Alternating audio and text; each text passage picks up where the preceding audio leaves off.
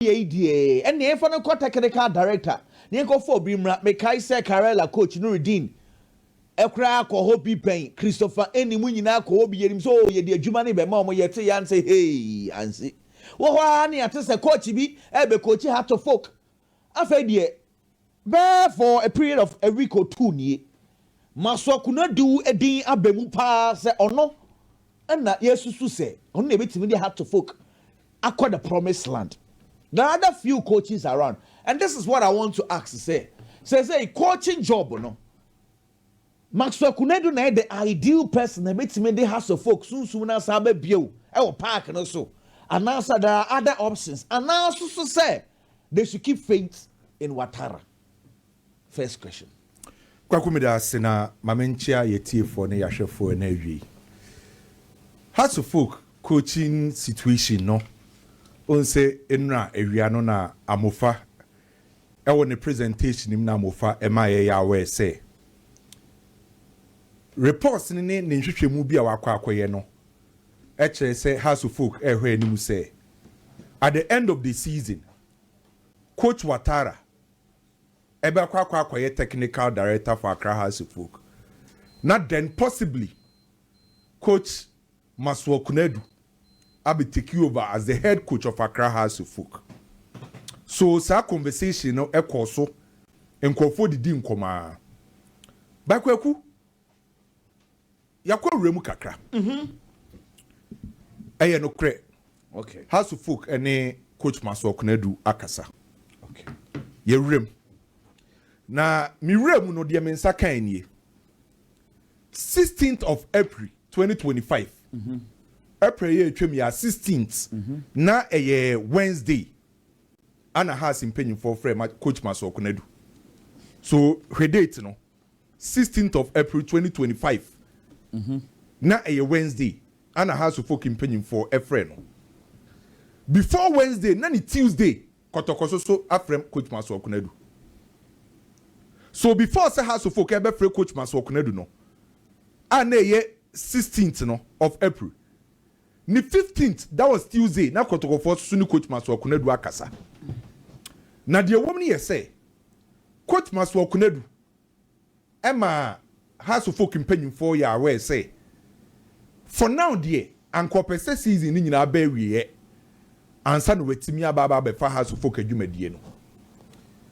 By Minshisha Muka Kramaye from both sides, nature say, has to folk impending for the Omoma. Coach Maxwell Konadu pressure so on befa dwumadi no omo man constant pressure by coach so amoma ya we say ankonu di obenya yabo season ewie no nanka waba be take it over bibia so ubisa me ene de enura story na amufa be ye na ye betima confirm we fi di kesi so ha say no enye ntrotwa ye ma story a if the right source metima confirm one ma say no say on the 16th of April 2025 ana Accra Heart to Folk impending for every coach Maxwell Konadu na yen hwehwemu na abiem no 4 coaches ana yenyehu na kwakusa 4 coaches no Maxwell Konadu din said ye kan no ewum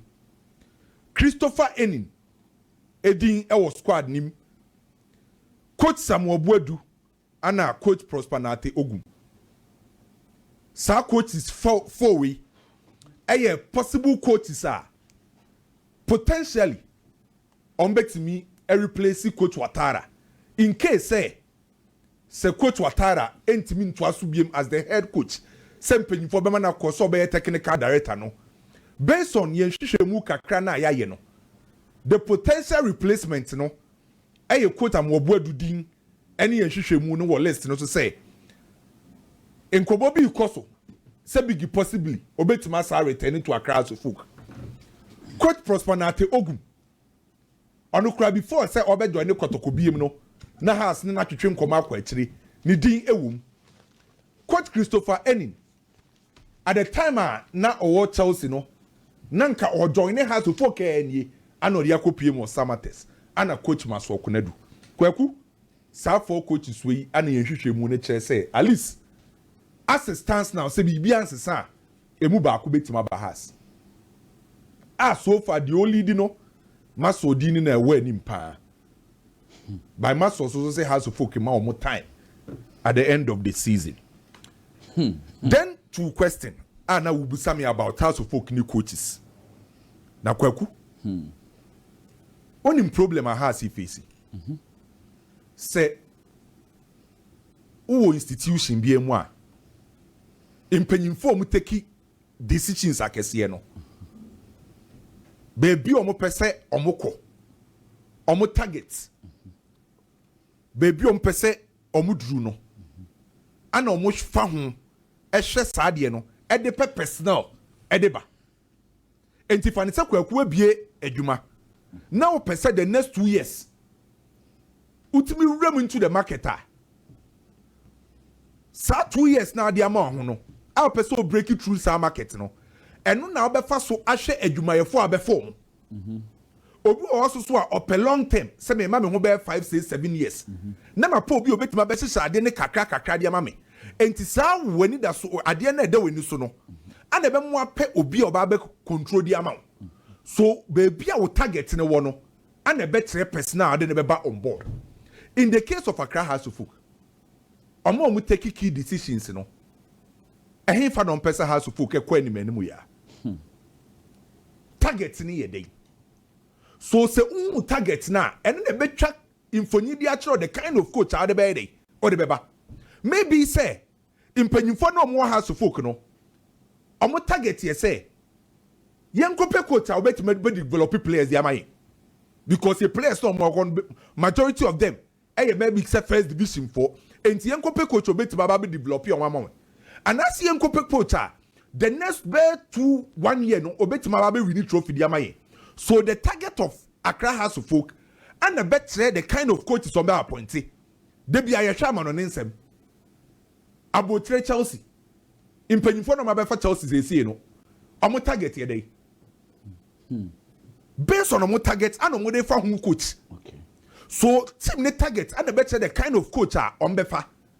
So in the case of Accra House of Folk, target of House of Folk in Pennyford here day. Say omu the target maybe say a long term project omu pe coach oba be develop for a long time oba mama team no identity I was see a man sa and when the betwa ho mfoni say when hu target they be about appointed the wrong coach at the wrong time. So when hu target for a football club ubetima appoint coach bi by now say sa wo target na da wani so no enye hu coach no appoint onim say kwakume ya ade bi sesi efiti say His Royal Majesty Togo Afede. Ebe fa Accra so folk bobuku ana so be di enim no. As it stands now, se coach Watara to me the House of Folk every season na. E only 3 coaches pe and under Togo omabo full season wa has. Wow. 3, just 3 coaches. Just 3. Eno no mpokra no. Se Watara at the House of Folk every season we ya. Eno beto so miensa. Ano beto so miensa. So already 2. Already 2. If it is said Togo lead has no, that was in 2011. As it stands now, only 2 coaches. Like 14 years, eh? And the House of Folk every year a full season. Togo ba ye no, Niboja, Savage, Sike Akono. How many coaches na mabono? 2. David Duncan, 3. Herbertado, 4. Kenichi Yasuwashi, 5. Sergio Trangel, 6. Frank Nuttall, 7. Henry Wellington, 8. Kim Grant, 9. Costa Papich, 10. Samuel Bwedu, 11. Anna Matichi Obaya, 12. Okulu ebe femu kakrabo no kra de no ye interim. Martin Koopman. Okay. Aba. Anna now coach Watara. Okay. Only Frank Nuttall Anna Samuel Bwedu. Anna omabo full season under Togo Afede. On says Samuel Bwedu eba House of Folk no odi kan ba midway. Yeah. And the following season odi bom full season. Yeah. And Frank Nuttall so they House of Folk ebo full season. So said this season coach Watara the House of Folk ebo full season only 3 coaches and since 2011 omenya full season with Accra House of Folk. So then I catch up. Our per coaches have one palm dodo. It's just stable. Club is stable. Exactly. Because target no, your target ni day. They seem not to know what they want. Good. Because me kai ye pass say some obodu be for house of folk no. At the season na some obodu be for house of folk no. Our DG league no. Onim say some obodu answer that nye major signing so. E just 2 players no the be kan ho. E Kaleba Mankwa no kofa ni free Diana Stars. Ano de be kan ho. Ano kofa Salifu Ibrahim Di Maria every techiman. E de be kan ho. Because at that time ohun say na players a house of folk. Oma bom ho oma ti omo ho ase a players na do some pempenso a ohia few addition because at that time Ata ho as the goalkeeper Richard Atta Roberta Dusowa Bani 3 year Efutu Mohamed Alassan Eye Ansabotri Oba Benya Radio Voka Patrick Razak Kojo Bin Jr. That in fact has the folks at Sibunedi. You can imagine. Well, anyway, Radio Vuka, one of the best left backs that Ababo Ghana has seen, and Hatsufo coined a solid midfield. Frederick Ansabotri, Fabio Alboni, Ansabotri, Emmanuel Neti, and Benjamin Efutu, solid midfielders. And so we coach at that time. We coach now by House of Bobo now. The target was you drew your team a DG league, and that team no already assessed that. And you one ye be major signings, ye be wholesale signing. Yeah, and at some Wodu Ekofa. Kaleba Mankwa de ne buy and okofa Salifu because na ohun say omo midfield no Efutu Nete and Sabotwe mo obehia more of a number 10 a creative midfielder and okofa Salifu de ne buy odi be say ma pa afa has agili enti say has of folk team no say no ocho omo signings omo ye nanse a majority of them young guys have no moba omo prospect omo quality omo nimbo ne bo mo ndu sam pempenso na edigi league no enti e ba sa na I was an open coach. Obetima Buan Cranamo do some pempenso. A developer. Sanity, and when o target, and baby a person qua. So, how so folks say on person with the liga, then signing some bayeno, and the coach on bar point, and the better so by Gilligan as on Gillig. No disrespect to players or fire, by majority of person the Ghana Premier League. Signings, the transfers are recently on we and find the league. Now, one gets on how to focus or share or more targets here. There. Maybe when they say on more targets, no, and yet target I did league and menuya. We are na surviving it, take it time now as a second. Wow. Because a house of folk AP league idea. Why you be paying? Obey my ye nim how on my becono. You nim how on becono because why you be paying. So a very sad say. Since 2011, Ebesineno, only 2 coaches, and it's Nyabo full season with Accra. And these are coaches. One of the best coaches I had to folk Afa, Frank Nuttall. Yeah, that guy only coaching Papa. Na very unfortunate to say all corner. Omuke can some be editor no so a free club no free club no mo e kwan paso. But Nuttall, wow, we share had to folk those times under Nuttall. Now we say coaching e koso. We say coach bi ugina ekire because say you for as a coach akwame de be hu an say team no kra insha obi gina ekire a ohun say part mo bobby bi mo follow part ni bi eno na ema ye hu so oh asomesi wo coaching wo kire players na de na bia quality na any ho good me pa what because the difference be bere wom na betimi amba say quality ni ho but there wo ye ni ye hu hwe but obi so quality no about him say born or more born and I'm quite busy no more born or must say adiano into you see coaching womb Frank Nuttall a part of them. Samuel Bodu did very well and some any free club with Mukoye. I'm asking say what are the oil what merits time one it depended. That's the reason why I say it depended the target of the club. Okay. If says a house of folk target was Sanka was a Liga. And by this time, maybe so also media coach Watara Quine. But me when they say up to date now, Omunda and Quine, Omu okay with coach no. A chess and pinning for no target or more different target before. I get you. The club. Yeah. That's the reason why up to date coach Watara or me okay with the air cosono. And then also for some Woboduba house of Fuka. Every single house of Fuka support the Biano, Obenya dream be say with some Wobodu you better magic league. You're correct. Okofa Parkwesi Fabian Eba. Onim se oyobi an track record kire se onim team hyehyɛ yeah enti wo kofa pa kwesi Fabian ba how to support the bi a follow Ghana Premier League onim ye Terry no be catch us a coach ya wakofa na be di obehyehyɛ team di amaw enti coach bi abefa na baby ano ebe the kind of target baby am pese moko empempenso am pese mokodu untimi nkofa coach a o develop players say change na was pese o digi league no enebebre okofa obi susu a oye prove winner o ka che say makoto tonkwada de abro obebre ono kra na obekun safedi what ase no obekun to enti the reason why ebesi wasam na waka say no ebesi Maxwell Konadu de no say has for him e time no Maxwell Konadu ye dey so you proving winner very well enti say Maxwell Konadu ba has for ka dey na obi expect so be win bibi enti so person win bibi dey the kind of materials e wo ho no ene the other be man na betre enti on fiti yan say oba be coach house no so the house of folk dey na dey kwaku the target of impanyimfo edibo oboko nanim no and a better the kind of coach ebeba. I like that. Into targets na ye then before you who targets now, then we will know the kind of coach a ebebo. Because yanya na sa obe appoint obi ochinobe san swap amono. Because Kwame, the target of the supporters they looks like we all know. Supporters ne die obeza to folk ejele edu sam pempenso na and abi game ebo. Into the target of the supporters we know. What we do not know, a board for no one. Almost so they taking decision no one.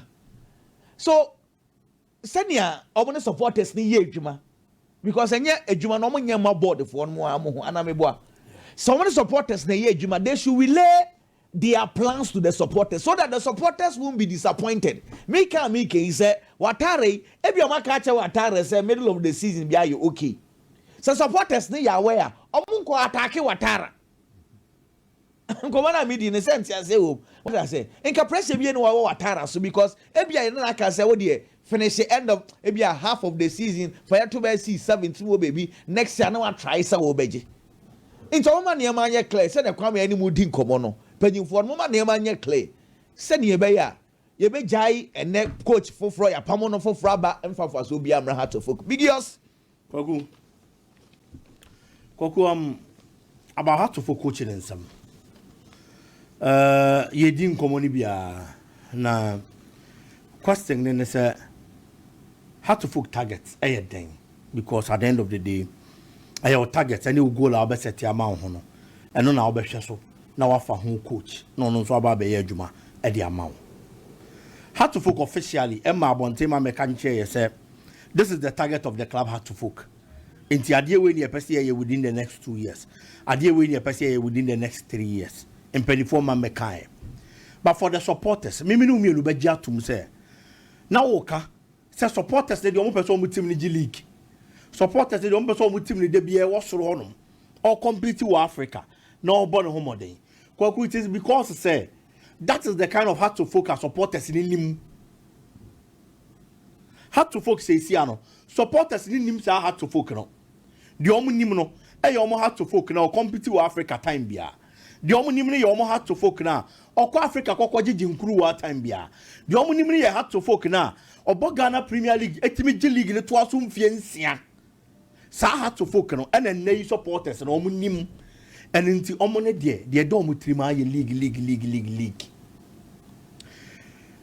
o the Chelsea wa bruche ye example a per signing some penifo ne ye per kwaya penifo ne fa so ye omo ne man clearly utimi hu say Chelsea says here they are moving from the Roman Abramovich era and top big players always competing in the league any continental trophies and they acquire state person build a project for years a been for 5 years into most the Chelsea beto player no assign player no 5 years or assign player no 7 years e been more as much as 8 years contract or Chelsea bobo ko ni amanone it clearly Chelsea DNA say it is a long-term project and more building and Omakwa for coach Enzo Maresca who built a team for Leicester City and they qualified by the Premier League. Yeah. And the big question is that what is Hasselhoff trying to do or what do they want to achieve?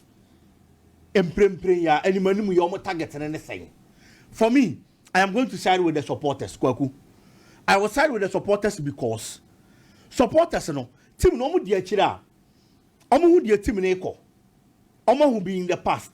But say see ade omo hu no omo mpa ebo nyina ne say Hasselhoff betimi ababa ba league. And Opariado nan say what any interviewer he was emphatic. or say mathematically how to folk out of winning the Ghana Premier League. It clearly not just say how to folk on your league or budget. It is the ordinary support or 10 channel. Eka say how to folk liga on your boni bia. On your boni bia. We are no free on muia. Now the question is that how to folk be person or league no. So person or league na are they doing things that Boama how to folk league na? That is the big question. Kwame Amayehu. So since to go after the take you over how to folk Boboko.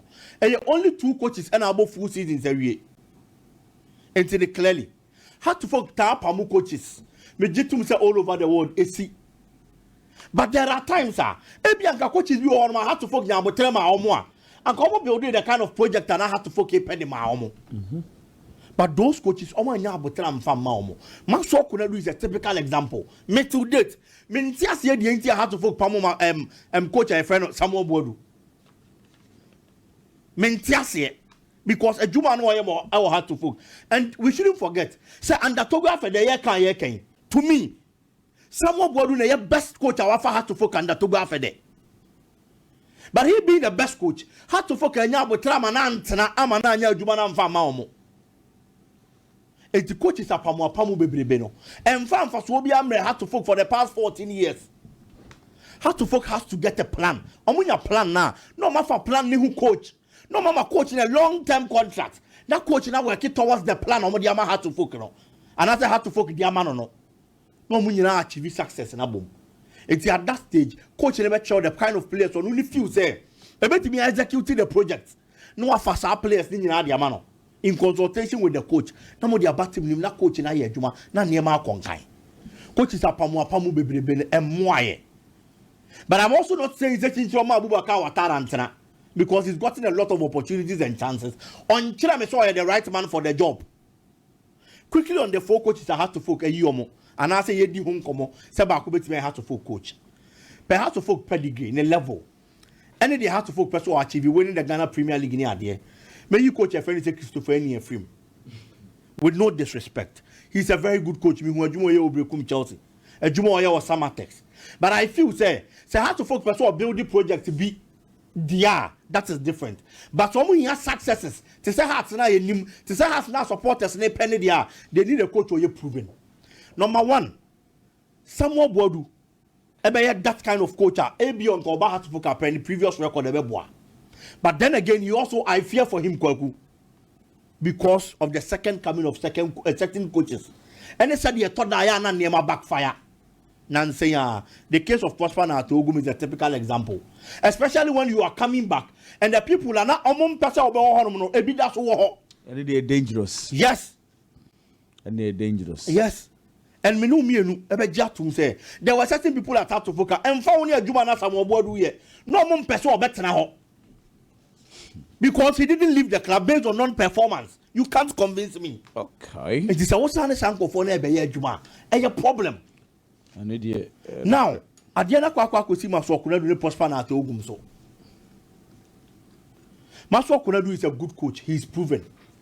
No doubt about it. Wajili go Kumasi Asante Kotoko. Nancy, you would the kind of project to call build the man Swatermine, a JFA Cup, and the man Swatre. It is a hard to focus for Maxwell Konadu. It is good, it is a step in the right direction.